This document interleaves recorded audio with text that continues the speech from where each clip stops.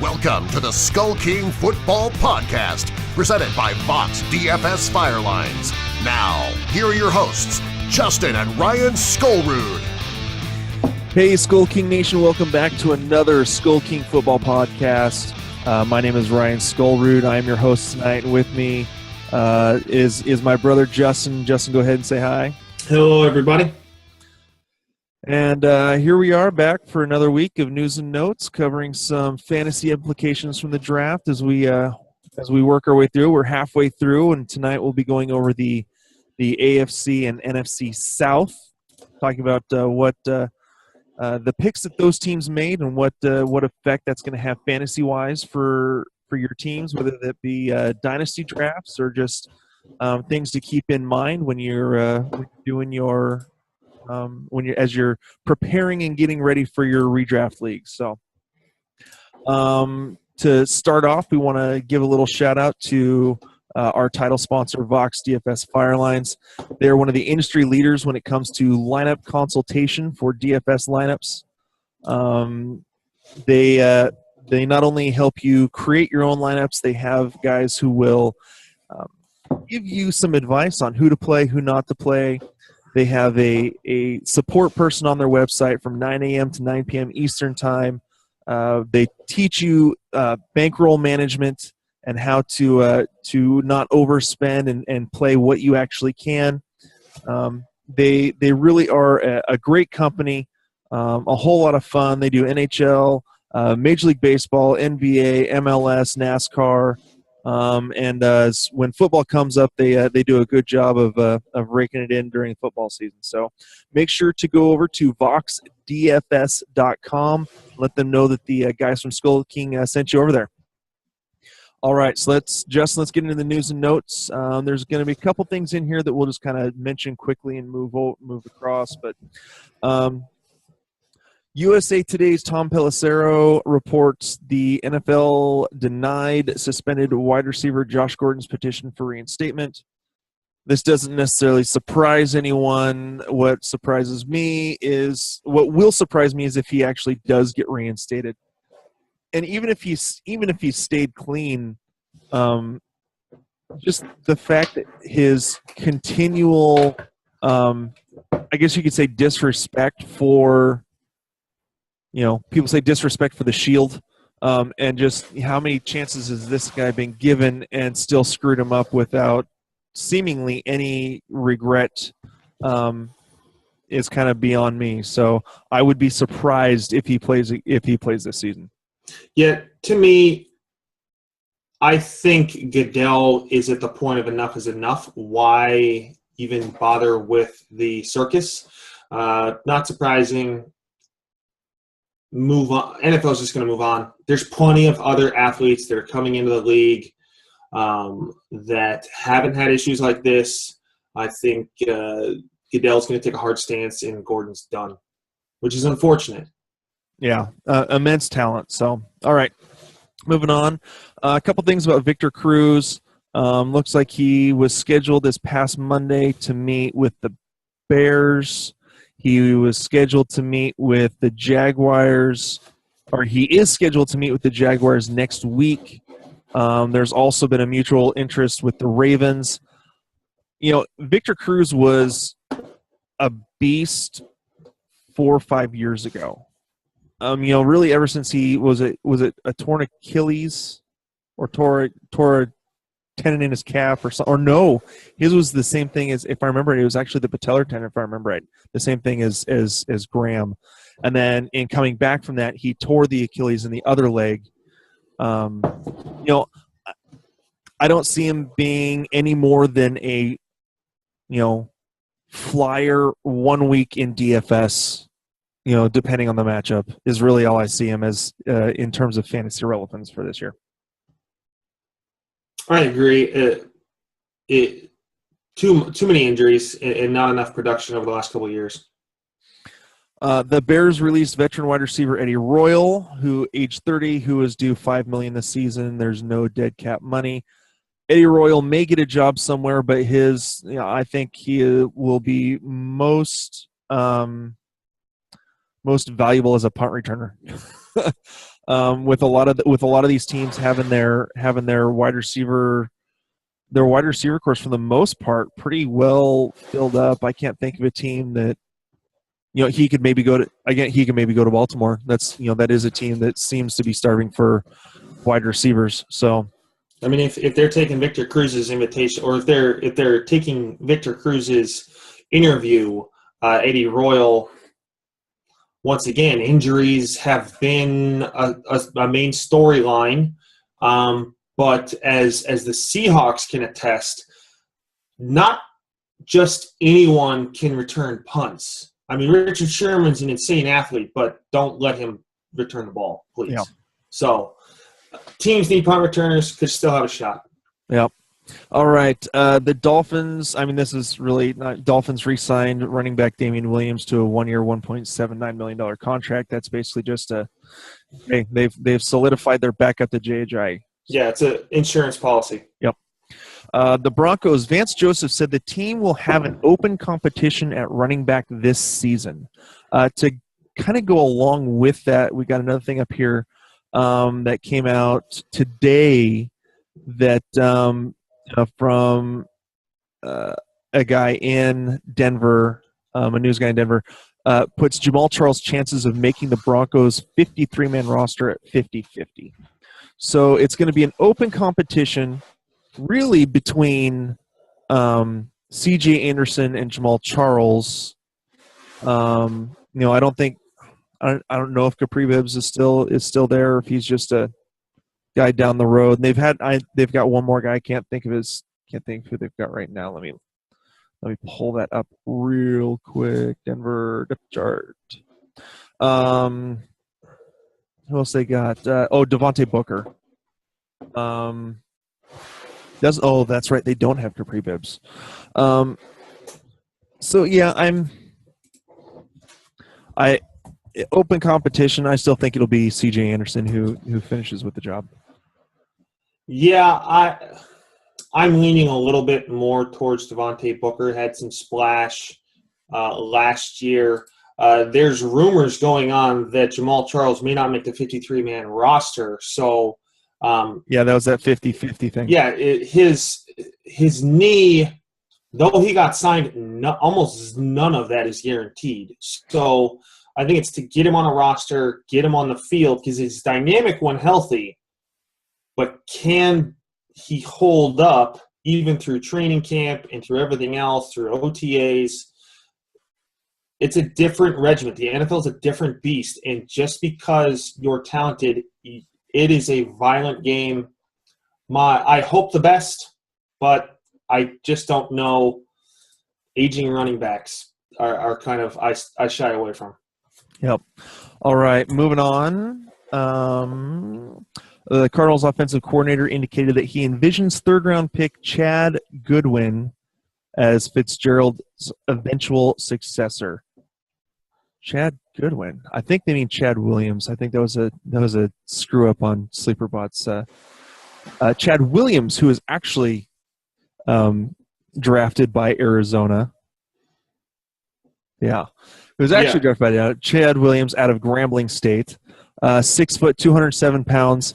I watched a little bit of his game film in prepping for the draft. I was shocked that he went in the third round. I thought he was going to be a fifth or sixth round guy. He is very, very talented. I liked what I saw out of him. Drops tend to be the concern for Chad Williams. He has sort of that bigger body, 6'1", 207. He's not huge compared to, say, a Larry Fitzgerald, who is, what is he? Loading up. Slow internet connection. I love it. Bigger body. I want to say 6'2", 6'3". So I could see him possibly taking on that role eventually down the road. So I think Chad Williams could be an okay dynasty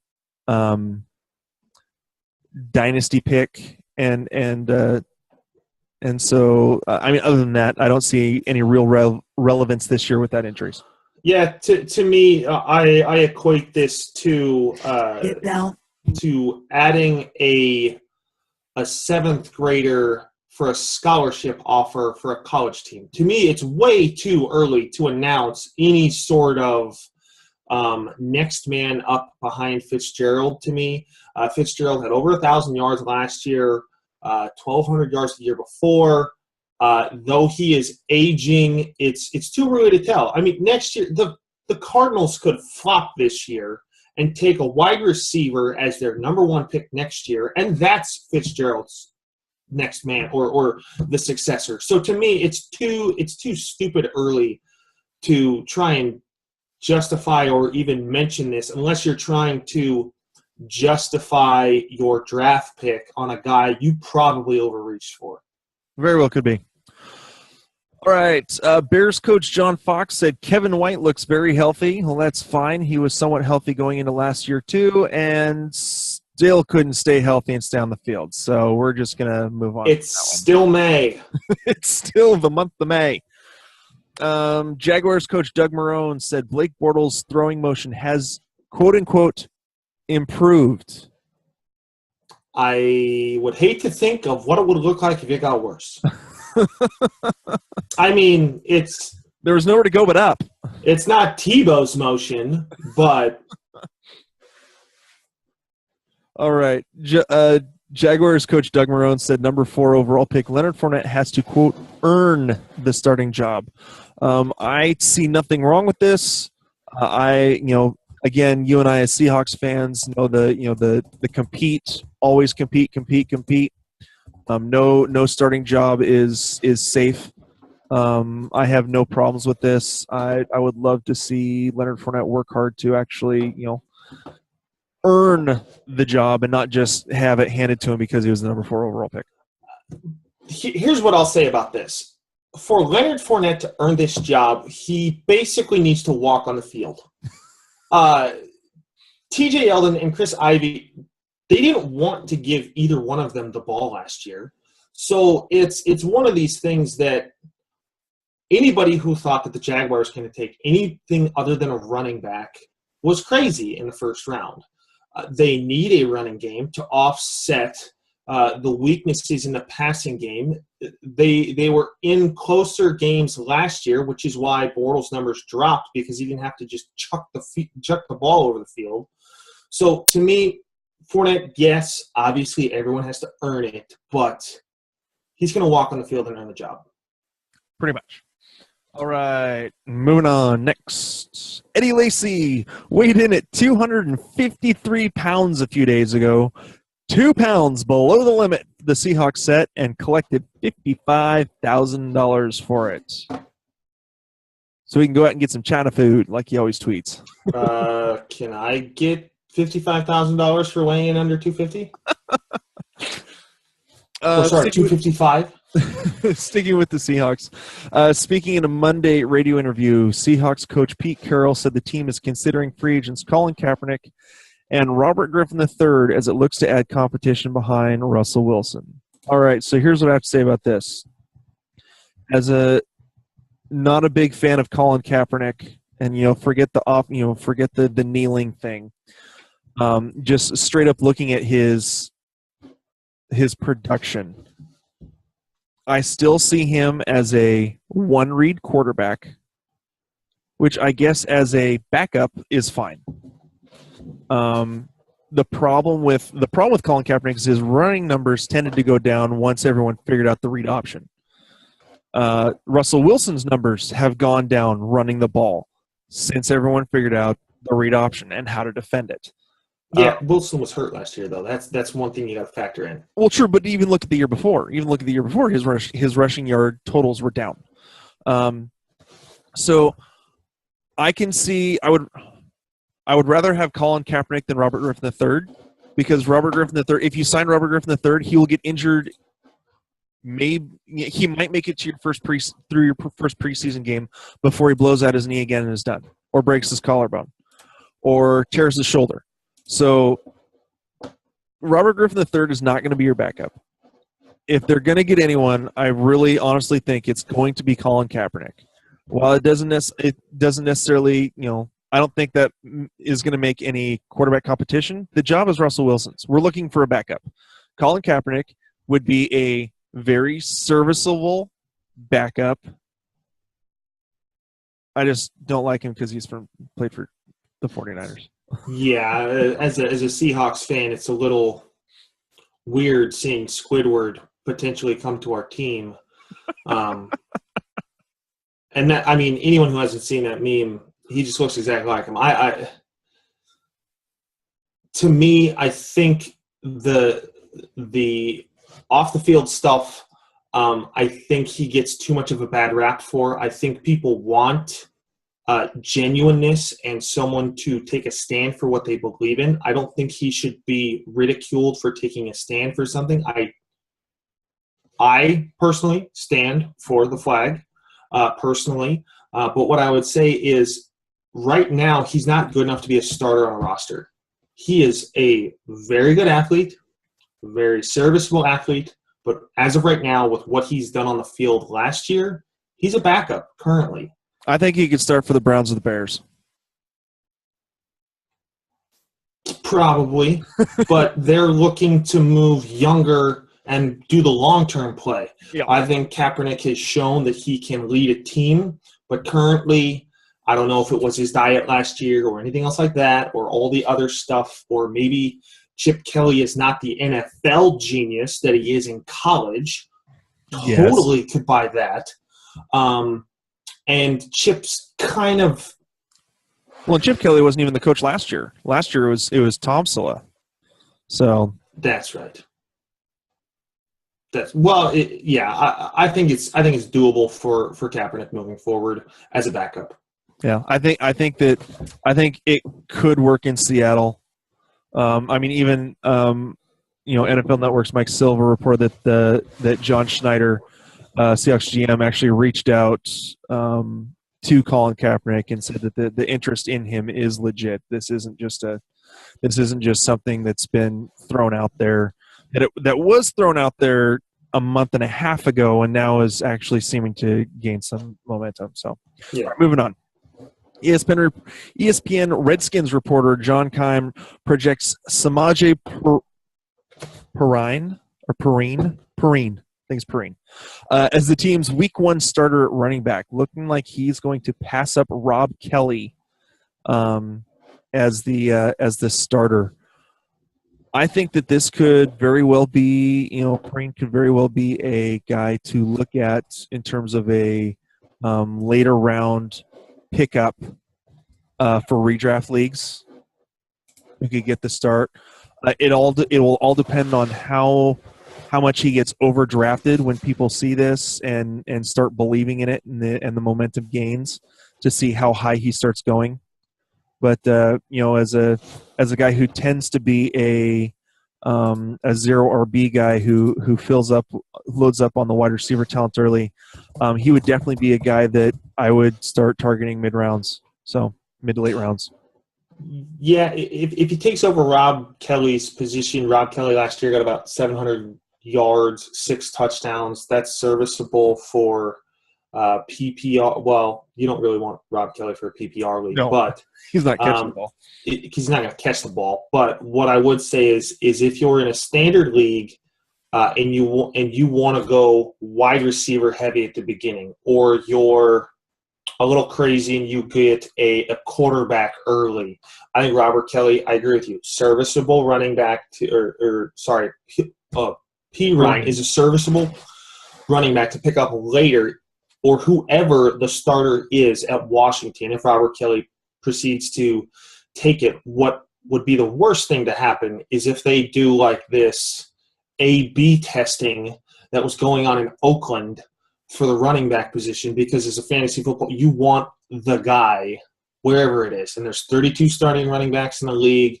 You need to have a guy who's going to take the lion's share of the load. And we'll see who takes it.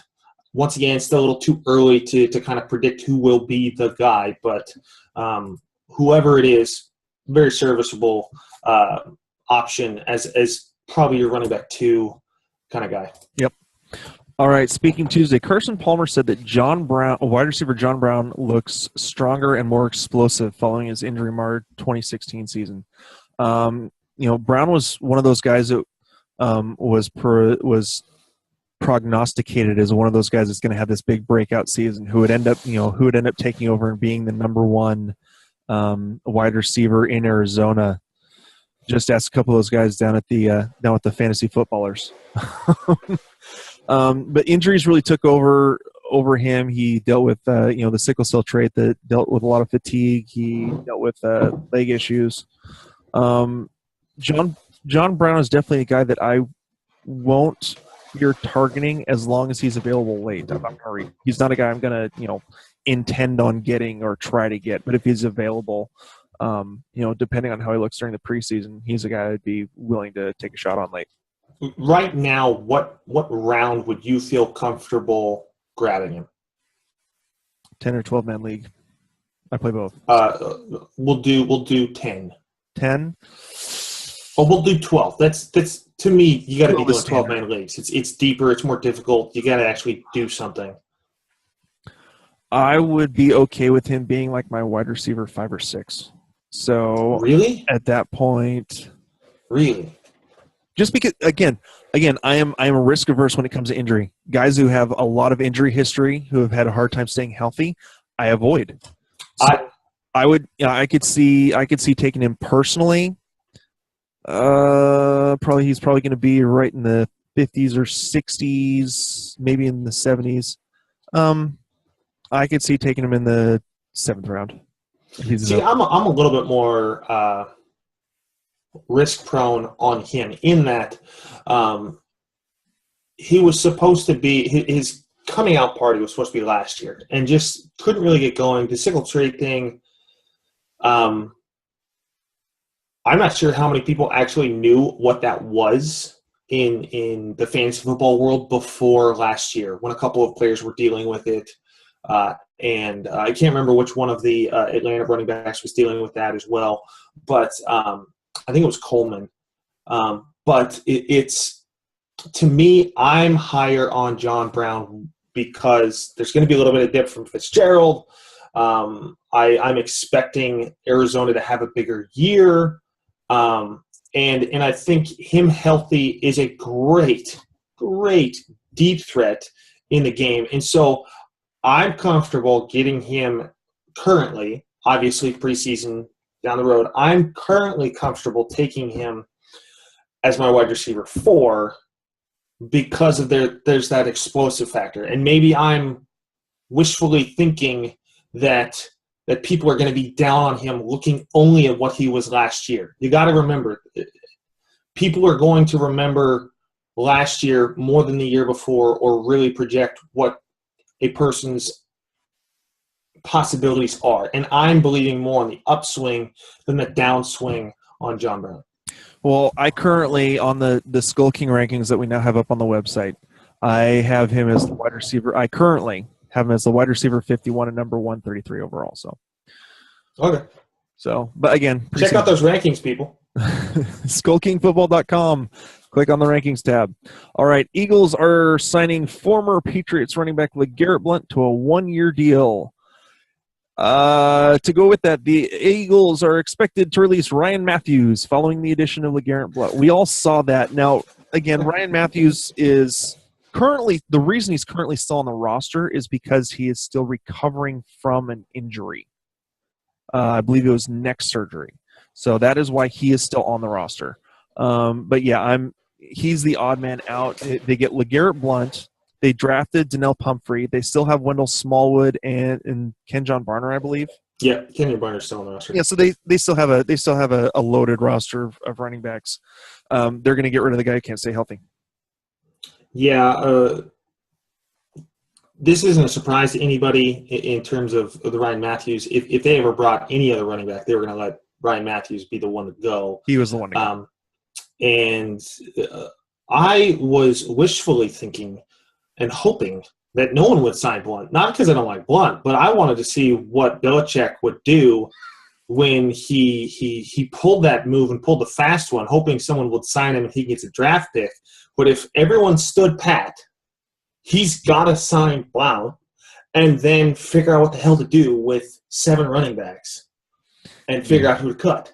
I wanted to see what he would – I mean, he still has a plethora of running backs right now he still has to work through and decide. But I want to see just a little bit more. I wanted for once a play to bite him in the butt, and it didn't happen. It didn't happen. Instead, he gets a grab bag out of it. All right. Devonta Freeman told ESPN's Josina Anderson that he wants elite running back money on a contract extension. I mean, I can see it. I mean, this is he's in his fourth year, so this is the end of his rookie contract. Next year, it's time to start negotiating for next year. The Atlanta Falcons, that we will get into this later. The Atlanta Falcons did draft Brian Hill out of Wyoming, so it'll be interesting to see. I mean, they've got Devonta Freeman who's the end of his rookie contract is coming up at the end of this year. Then they also have Tevin Coleman, whose rookie contract is coming up the year after that. So I honestly think they've drafted Brian Hill to take over for whichever one they know they're not going to sign. So, what I'll say is this: Steve Sarkisian is not the offensive coordinator that they had last year. Things are going to change. My question to you is, who would you give a more elite status to, Devonta Freeman or Tevin Coleman? Freeman. I mean, because they're both very, very good. I think they both benefited from a very strong Kyle Shanahan offense, and I think things are going to change a little bit here now with Sarkisian as at the helm. Saw a lot of him as the head coach of Washington. I think he did great things at USC. I have not seen it as a head coach. I really hope things get back on track for him professionally. I just don't know what that means in terms of the running game and what it looks like for the running backs moving forward. Anything can happen this year. I think he's going to need a more monster year that separates him from Coleman. Otherwise, they'll look to let him go, keep Coleman, and they've got Hill. So they'll have two. So I think the Falcons did a very good job in their draft this year. So I think, honestly, here's why. They hold on to Freeman because he is very elusive, can catch the ball out of the backfield very, very well. Yeah. Tevin Coleman is a little bit more of the hammer, has a little bit more, kind of a hammer body mass, jamming up the middle type of guy. They let Coleman go. They've got Brian Hill, who one of his downfalls is the fact that he runs like a fullback. He's described as a violent runner. He's very much Marshawn-esque when he is running the ball. So I can see them signing Freeman, letting Coleman go. Yeah, and there's a lot of people that love Brian Hill. One of our more popular episodes when doing the pre-draft interviews. Yep. There's a lot of people that are high on him, really excited. And so I'm encouraged to see what he'll get to do. I don't know how much game time he'll get this year. It'll all depend on injury. Yeah, the two guys in front of him are workhorses, both of them. And so maybe he gets a little bit of special teams play. I don't know. But I think the future looks good for him getting kind of that red shirt year this year in the NFL. All right. And the last thing we're going to cover, CSN Bay Area's Matt Maiocco, however you say his name, believes fourth-round rookie Joe Williams has a legitimate chance to immediately unseat Carlos Hyde as the starter. There are a lot. I mean, if you look at the comments on Sleeper, you think, "Oh my word, people are, you're just an idiot. How can this be?" Here's the problem: Hyde has not shown an ability to stay healthy for an entire season. This is a new regime in San Francisco, a new coach, a new general manager. Hyde is not even the previous regime, the one before that. He's had trouble staying healthy. It could be something that they see that they don't like. I have no problem with this personally. I think it very well could be Joe Williams' backfield this next year. Or, maybe it starts as Carlos Hyde's and then it ends up Joe Williams. But I don't see Carlos Hyde being the starter at the end of the year because, you know why? We never see Carlos Hyde as the starter at the end of the year. He's always hurt. He starts out of the gate really, really well. He has the last two seasons. Yep. he has bit me because I always end up going against him early in the season, and I don't get the last laugh later in the season when the person I went up against had him and then now has to put him on the waivers. Like, he'll end up on the waivers by the end of the year in most fantasy leagues because, once again, can't stay healthy. And though he's 25, once again, all the other elements that put together a team are working against him. He had new system, new everything. They took a running back in the draft. So, obviously, they saw something in this running back that they want to develop, and who knows? They not only we'll definitely cover it in the next episode when we talk about the NFC and the AFC West, but it's an open market at this point. They not only took a running back, they also signed Tim Hightower. So, I'm not, I very well could see, yeah. Bye-bye, Carlos Hyde. Bye-bye, Carlos Hyde. So, all right, so that's it for our news and notes. Real quick, a word about Bluehost, who is our new hosting platform for WordPress. They are one of the top, if not the top, recommended web hosting, actually by WordPress.org. Every account features one-click WordPress installation. They have 24/7 support with trained in-house experts. They have a money-back guarantee for a full refund after 30 days if you don't like it. Plus, when you sign up for a new hosting account, you get over $150 in free offers for Google advertising, Bing advertising, to help you grow your website and your business. So go over to check out Bluehost. Go to skulkingfootball.com/track/Bluehost to find out more. All right, let's get into these. The AFC South. So here we go. Starting off, Houston. The Texans were one of the 3 teams in this year's draft to trade up for a quarterback, getting them Deshaun Watson, who Greg was hoping so much his Bears would draft instead of Mitchell Trubisky, but it wasn't to be. So the Texans have already improved their quarterback situation by drafting Deshaun Watson and getting rid of Brock Osweiler. He may not be an immediate fantasy play with Tom Savage still slated to be the starter for now, but could be starting midseason and I think could contribute in 2 quarterback leagues. So if you have, that kind of scoring, those can be interesting games. But yeah, 2 quarterback scoring, I think that Deshaun Watson could find value there.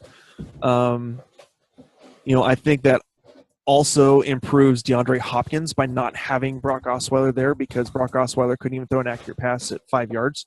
Addition by subtraction. Yes, really. Great math. Even if it's Tom Savage the whole season, DeAndre Hopkins' value has just improved. The Texans also drafted Deontay Foreman out of Texas to spell Lamar Miller. I could see Foreman getting some time playing this year. Or I can see Miller. If something happens to Miller, Foreman could be very, very productive. He's already an upgrade over Alfred Blue, in my opinion. So, however, we did get a report. I want to say 2 days ago that Foreman has been a little out of shape, and basically during a rookie camp was on a bike most of the time. So, not necessarily a good thing there. Is he on that Carolina diet plan? No, he's a Texas boy. So it's the Texas rib diet. Yeah. All right. So I think here's what I'll say. Everyone wants to jab Brock Osweiler, and I do. But here's one thing. At the beginning of last year, he was ahead of Tom Savage. Tom Savage was on the roster, and Houston went and got Brock Osweiler. So to me, this is much more an open tryout, really, for the starting quarterback position than most people give it credit for, in my opinion. And I think this is similar to the Russell Wilson play, in that Russell Wilson came in, it was open tryouts. Drafted in the 3rd round. Granted, Wilson was drafted later. Deshaun Watson getting drafted as high as he did puts him more in play. Yeah. Proven winner in college. Won tons of games, just like Russell Wilson. Proven leadership capabilities, just like Russell Wilson.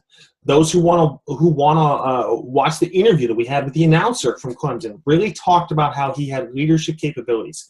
I have not heard of anything about Tom Savage. So I think from an overall perspective, from a locker room leader, from his ability to play, from his ability to lead, and his proven track record and ability to win, I give the edge to Deshaun Watson over Tom Savage for the starter week 1. I guess we'll see how it plays out in the preseason. All right, Indianapolis. The Colts may have drafted their running back of the future in Marlon Mack out of South Florida. He shouldn't be behind Robert Turbin for very long. He will start out behind Robert Turbin. With Frank Gore being the lead back, approaching 80 years old. But a consistent play in fantasy. Yeah, he's so always far right around that 1,000-yard mark. It's possible that, if something happens to Frank Gore, who's only had like one season where he's been injured really at all. Matt could find work early in the season. He could, maybe even taking over for Robert Turbin and being like the third down role.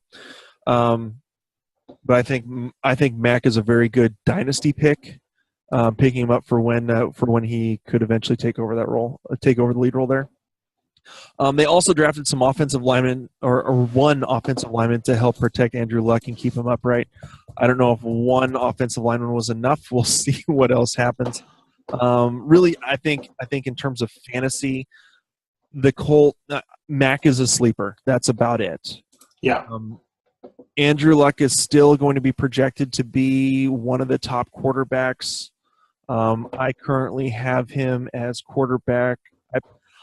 I tentatively have him as quarterback number 5 based on the hopes that the line will hold together and keep him upright. That's it. So yeah. Based on talent, I tend to be risk averse. I won't draft him, but the possibilities are there. So yeah, I don't really have too much more to add. It's just I hope Andrew Luck can stay healthy for a full year. As a number 1 draft pick, he's had a lot of promise, but just he can't keep upright, and you can't continue to take that kind of pounding over an extended period of time. Obviously he's better quarterback than Jake Locker, but Jake Locker took a beating in Tennessee. Yeah. And Mariota took a beating at the end of last year. So I'm really hoping that Mariota's career doesn't end up like Jake Locker's and he's out in 4 years. But a quarterback cannot continue to withstand that much punishment. I'm putting Luck further down just because he doesn't have a line to help him, and injuries are a factor. We talk about it all the time. Injuries are a factor. Yep. All right, Jacksonville. The Jaguars made an effort to improve their offense with their first 2 picks. They took Leonard Fournette at number 4 overall, who should, quote unquote, if he wins the job, which he will, should take a little bit of pressure off Blake Bortles, and provide a solid running back that Jacksonville has not had in years. They also added offensive line help in Cam Robinson out of Alabama, who could play at either tackle or guard. And then the Jags also added another wide receiver. They took D.D. Westbrook, which my wondering behind this is Allen Robinson and Allen Hurns are both in their 4th years, I want to say. And it very well could be that they may be looking at not re-signing Hurns, would be my guess. Yeah. Because Robinson was a first-round pick. Well, Robinson's better. And Robinson's a beast. Allen Hurns and Marquise Lee has been an underrated fantasy option. Indy last year, he really turned it on. So it very well could be that D.D. Westbrook is coming in because they don't figure they're going to re-sign one of these guys. That would be the only reason why I think that. To me, if any team was set a wide receiver, it was Jacksonville. They needed running back help. Once again, I think it's Fournette's job to lose. But one thing that this really does is pull some pressure off Blake Bortles, allows them to be a more balanced team, maybe even a little bit more of a run-first team. Obviously, just because there was success at Dallas on leaning heavily on a rookie running back doesn't mean that it's going to happen at Jacksonville. Yes, but Dallas had the number 1 line in the league. So yeah, that's also a very, very important factor. All right. Moving on. Tennessee. Marcus Mariota finally has a top-shelf wide receiver to throw to in Corey Davis, if Corey Davis can get healthy from his ankle surgery. The Titans also added another solid wide receiver in Taywan Taylor, who has great speed and could get work as a third wide receiver behind Davis and Rashard Matthews. I personally really like Taywan Taylor, especially doing the interview with the who was it? Randy Lee out of Western Kentucky. There we go. I think that Taywan Taylor is going to take over the slot role from who was last year's big gem that everyone thought was going to be. Anyways, I can't remember. Anyway, he's dealing with legal troubles. So from beating up a guy in an alley. Tajay Sharp, that's his name. Tajay Sharp, that's right. Yeah. So I think that Taywan Taylor will take over by the end of the season. Will take over that slot role and could be a solid play. More of a DFS type of guy. Delaney Walker is in his mid-30s, so they got younger at tight end with Jonnu Smith. Again, he's going to be more of a week-to-week DFS guy, depending on whether Delaney Walker's healthy. So, and they also built their offensive line, so hopefully they'll be able to protect Mariota better. Interesting question I have for you is, with the addition of Corey Davis now having another deep threat for Mariota, does this help Delaney Walker or hurt Delaney Walker? Because on one hand, it opens up the field, but now Delaney Walker is no longer the big target or the big body with hands down the field. Here's the thing. Corey Davis needs to get healthy. And Marcus Mariota has 2 years of throwing the ball mainly to Delaney Walker. That's experience and chemistry that you cannot just immediately replace. So I think for right now, it does not hurt Delaney Walker. It could, but I think Delaney Walker will be more. I think it'll go more. Delaney Walker will be out from injury before the fantasy effects really take over from Corey Davis being the number 1 guy there. So does it help or hurt? Eventually, it will hurt. For now. Okay. For now, neither. No effect. Okay. All right. So NFC South, Atlanta. Here we go. The Falcons already had one of the most electrifying offenses in the league last season, but that's not what they're going to be remembered for. They're going to be remembered for their defensive meltdown in the Super Bowl after leading 28-3. The Falcons focused on their defense in the draft, which they needed desperately to do. And they took, like we talked about earlier, they took running back Brian Hill, who for now is, again, he's going to be more of a dynasty pick. He's really only going to see the field as a backup if injury takes place, with Freeman and Coleman's contracts coming up the next 2 years. So really, it's really the only fantasy relevant thing there is Brian Hill, and he's a dynasty pick. Yeah, they bolstered their defense. Atlanta was a very hot pick defensively later in the season. I think they'll be higher on the list, top 10 defense to grab. Someone's going to grab them. They bolstered their defense. They were solid last year. I think the story really here is that they've now become a more formidable defense. Obviously, time will tell, but I think they're obviously a top 10 defense now. I think they could be. I think in terms of fantasy, I mean, maybe not in the NFL, for fantasy, NFL, yes. But in terms of fantasy, the people that they have brought in could, again, more scoring, more turnovers for defensive scoring. So, well, yeah. Also, but the handoff is they're still playing the same division as the Saints, who throw the ball and score at will. They can't stop anybody, but they score. Carolina Panthers, I'm expecting Cam Newton to have a bounce back, not nearly what he had that big year before. But he's going to bounce back a little bit more, and I think the Buccaneers are going to have a good year. So, yes, they're a top 10, but they're still in a very offensively scoring division. Yeah, it'll be the sacks, the interceptions, and the defensive scoring that will help them, not the fact that they're keeping teams from scoring. So they will not shut anybody out. No. All right. Carolina, the Panthers try to take pressure off Cam Newton in the offense by giving him weapons with their first 2 picks. They take running back Christian McCaffrey, who very well could be a PPR gold this next fantasy season. They drafted him to use him. If Jonathan Stewart has problems staying healthy, it's going to mean even more for Christian McCaffrey.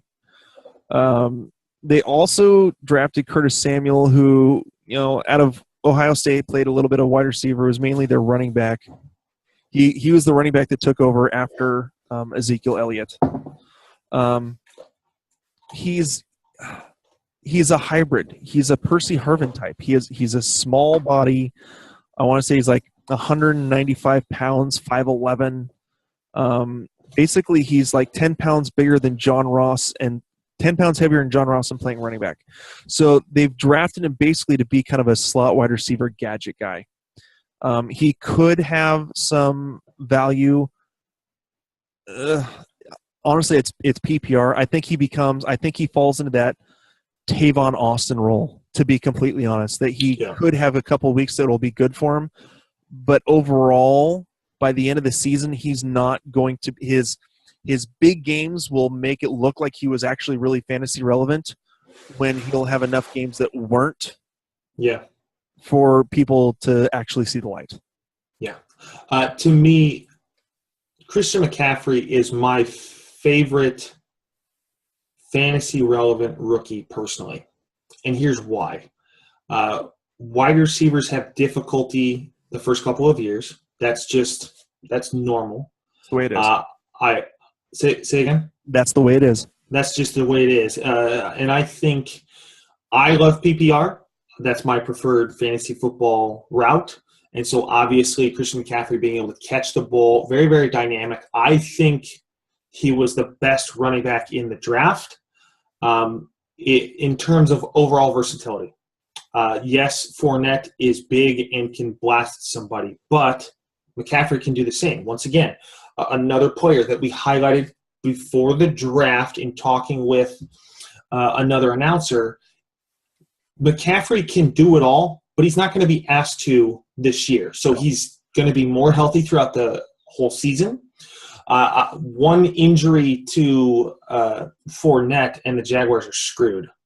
So, but if something were to happen to McCaffrey, the Panthers aren't as much in trouble. But I think Christian McCaffrey is more dynamic, more versatile, and a better overall pick. And my number one out of the gate Rookie of the Year candidate on the offensive side. All right. We already talked about mine 2 weeks ago, Zay Jones. Yeah. So, but again, I'm a PPR wide receiver guy. So, and I don't believe in Sammy Watkins. I don't either. So, all right, New Orleans, the Saints, trying to protect Drew Brees for as long as they can. So they added with their first pick, or no, sorry, it was their second pick because they had an earlier pick. So with the 32nd overall, they took offensive tackle Ryan Ramczyk to bolster up the line in both run and pass blocking to help kind of pave the way for apparently Adrian Peterson. They also drafted what may seem to eventually be Mark Ingram's replacement in Alvin Kamara. Will be interesting to see how much playing time Kamara actually gets, because Kamara can do basically everything that Mark Ingram can. And Adrian Peterson, again, is going to be the hammer. There's so many people that keep saying that Adrian Peterson is going to be the guy. He's going to be the guy. He's going to be the guy. He's never had a quarterback like Drew Brees. It's going to open up all these holes for him. We'll see if he can stay healthy. So, I think again, Kamara is a dynasty type of pick that he'll take the Mark Ingram role once Mark Ingram's gone. So. Yeah, it's one of those things. There's a growing debate over how long these quarterbacks can actually play. One, they're in a quarterback-friendly league, and two, they're all-stars. To me, I mean, the Saints did move up to the number 11 overall to bolster their defense in picking up Marshawn Lattimore. So they helped their cause on defense, and maybe Drew Brees doesn't have to throw the rock as much. I honestly don't think Marshawn Lattimore will have that much impact on the defensive side, but they did make a play on defense. Hopefully that trickles down to help the offense not be so dependent on scoring 8 million points. Yeah. So. All right, let's finish this off. Down the home stretch, Tampa Bay, the Buccaneers bolstered up their offense by adding tight end O.J. Howard, who could make for a great tight end duo with Cameron Brate. But we'll see. Rookie tight ends don't necessarily always have the greatest production. So we'll kind of see how that goes. I want to say the average rookie tight end finishes his season with like 400 yards and 2 to 3 TDs. Now, I understand that O.J. Howard is not your average tight end, and he's going to be in a very pass-heavy offense, but still.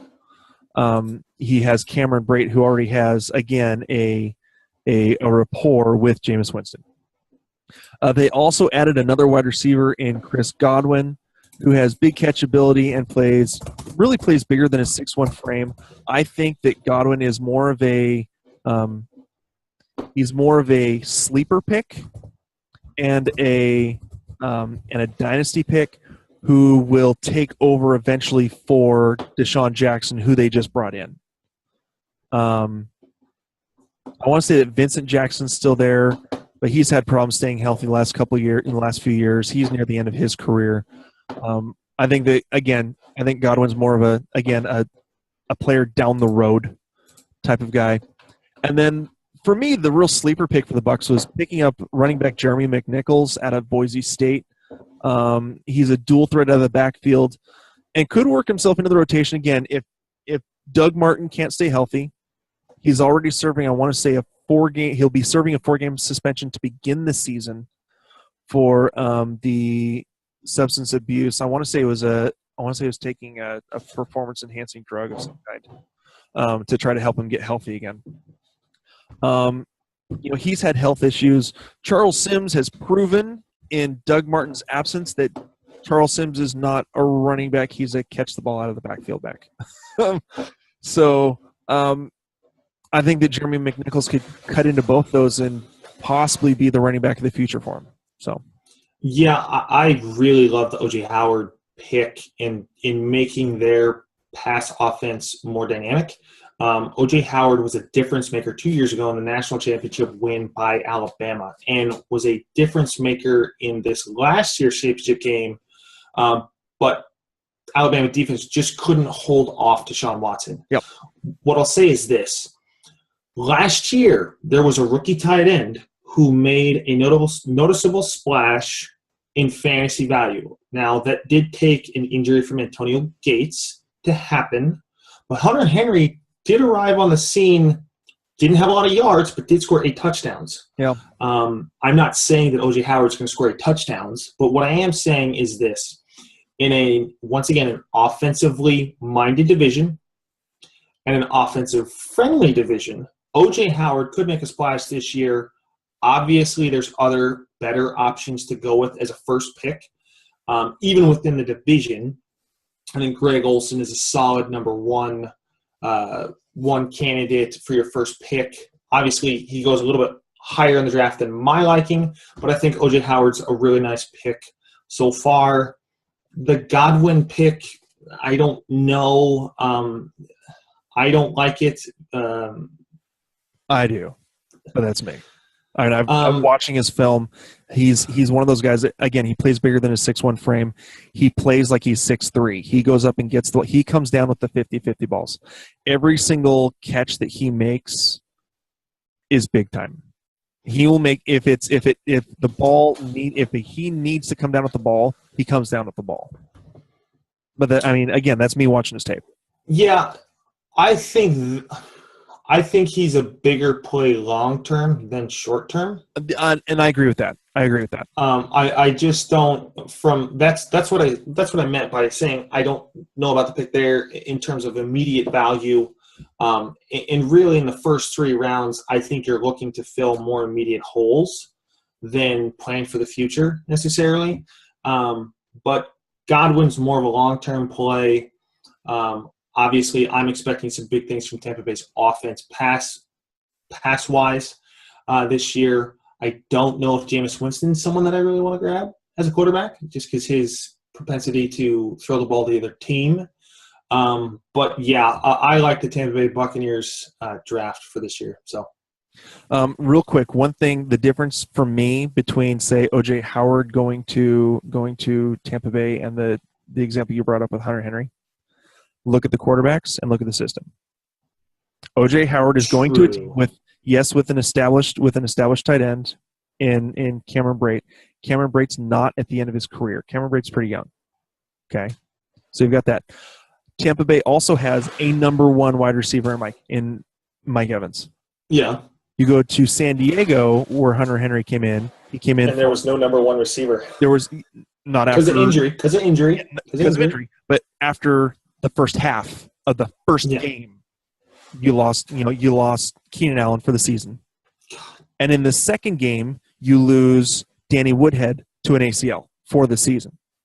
So the top 2 pass catchers, other than your other tight end who who had problems staying healthy, Hunter Henry had to step up. So it had to be Tyrell Williams. It had to be Travis Benjamin. It had to be Hunter Henry. There was no choice. Yeah. So, all right.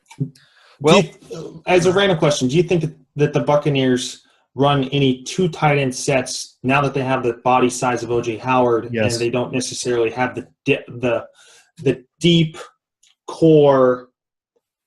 They don't have a Marquise Lee as their 3rd wide receiver. So do they put O.J. Howard more on the field in 2 tight end sets? Yes. Will they? They should, but will they? I don't know. Okay.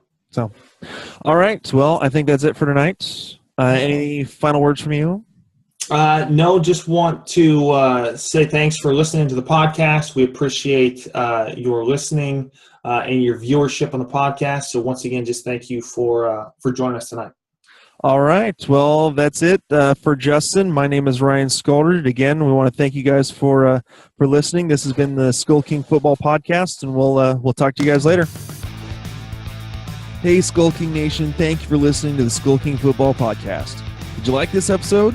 If so, be sure to go to iTunes, Stitcher, Google Play, and YouTube to subscribe. Also, please leave us a rating and reviews to let us know how we can better help you rule your leagues.